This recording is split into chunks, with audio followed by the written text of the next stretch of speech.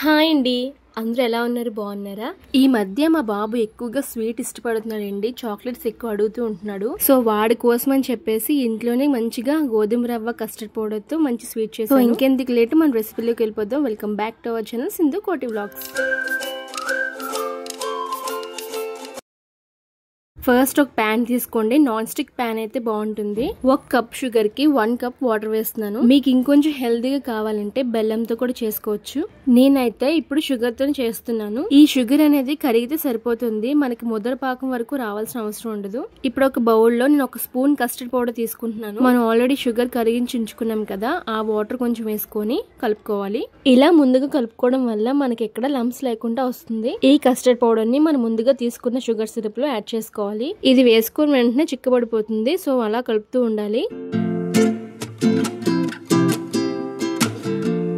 ఇలా మరుగుతున్నప్పుడు మనం stove off చేసుకొని వేరే గిన్నెలో ట్రాన్స్ఫర్ చేసుకోవాలి. మళ్ళీ సేమ్ ప్యాన్ లోనే ఇప్పుడు 1 కప్ వరకు గోధుమ రవ్వ తీసుకొని బాగా ఫ్రై చేసుకోవాలి. మనకి స్మెల్ తెలుస్తుందండి, మంచిగా స్మెల్ వస్తుంది. అంతవరకు బాగా ఫ్రై చేసుకోవాలి. ఇప్పుడు ఇందులో 1 స్పూన్ వరకు నెయ్యి వేస్తున్నాను. అది వేసిన తర్వాత మళ్ళీ కొంచెం ఫ్రై చేసుకుంటూ ఉండాలి. నెయ్యి ఫ్లేవర్ కొంతమందికి నచ్చుతుంది, కొంతమందికి నచ్చదు.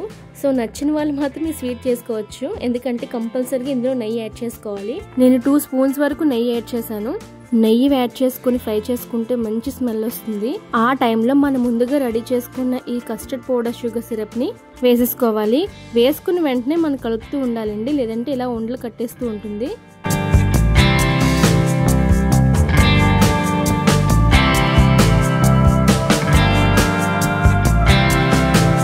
గోధుమ రవ్వతో చేసిన ఏ రెసిపీ అయినా నాకు చాలా ఇష్టం. ఈ గోధుమ రవ్వ అనేది చాలా దగ్గరగా అవుతుంది. మనం అలా కలుపుతూ ఉంటే మనకు దగ్గరగా అయిపోతున్నట్టు చూస్తాం. కలర్ కూడా చేంజ్ అయిపోతుంది. నేను ఇక్కడ నాన్ స్టిక్ ప్యాన్ లో చేస్తాను. అదే మీకు నార్మల్ దాంట్లో అయితే కొంచెం అంటికిపోతుంది. సో అందుకే మాక్సిమం నాన్ స్టిక్ లో చేయండి. అంటే నాన్ స్టిక్ బాగా మంచిది కాదు, బట్ అప్పుడప్పుడు చేసుకోవడానికి తప్పు లేదు కదా. చూసారా బాగా స్టిక్కీగా అంత బాగా వచ్చిందో. ఇప్పటిదాకా చేసింది ఒక ఎత్తు అయితే, మనం ఇలా ఫ్రై చేసుకోవడం ఒక ఎత్తు. దీని వల్లే మనకి మంచిగా స్వీట్ వస్తుంది. ఇప్పుడు ఫ్లాట్ గా ఉన్న కంచంలోనే కొంచెం నెయ్యి అప్లై చేసుకోవాలి. ఇప్పుడు ఈ స్వీట్ ఇందులో వేసేసుకోవడమే.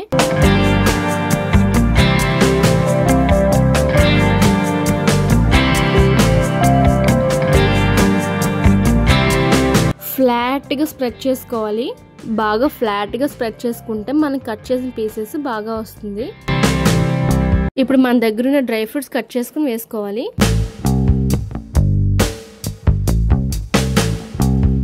ఇలా వేసుకొని అట్లీస్ట్ ఒక 10 మినిట్స్ చల్లారనివ్వాలి. ఇప్పుడు మీకు నచ్చిన షేప్ లో కట్ చేసుకుంటే మన స్వీట్ రెడీ అయిపోతుంది. నేను ఇక్కడ బర్ఫీ లాగా డైమండ్ షేప్ లో కట్ చేస్తున్నాను.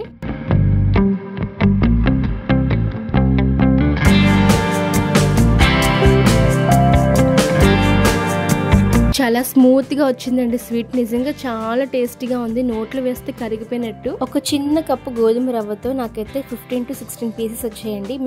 మీరు కూడా తప్పకుండా ఈ రెసిపీ ట్రై చేసి ఎలా ఉందో కామెంట్ చేయండి. ఈ రెసిపీ నచ్చితే like and share and subscribe. Bye bye.